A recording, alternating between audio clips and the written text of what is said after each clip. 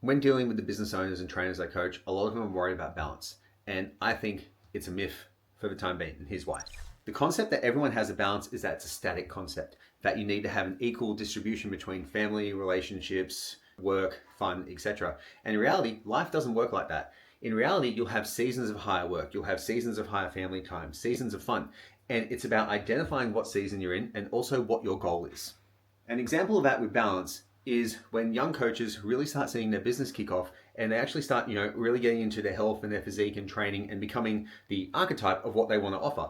And what happens is they get into this lonely zone because what's happening is they're progressing as a person, they're progressing in their training and they're taking more of a priority of that. And they're generally quite young, so a lot of their friends are still going out drinking and partying. In this lonely zone, what it basically means is that your concept of balance is going to get really, really shifted because you are going to be moving past that group of friends that you have. The sad part is that you're in that point where you're not really up to that next part of that next group of people with the success that you have, with the physique that you have and the training you have.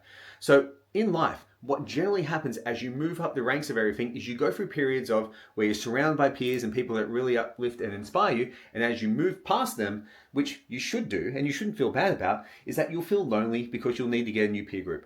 This is something that a lot of people struggle with, and when they have to deal with it, what happens is they actually hold themselves back because they don't want to lose what they previously had.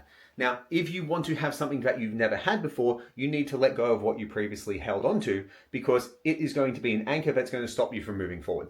If the vast majority of coaches and business owners actually recognize that as not a bad thing, it was a sign of their progress, not anything else, they'll be far better off in making the decisions that will put themselves first rather than everything else, which will allow them to achieve the true balance that they want.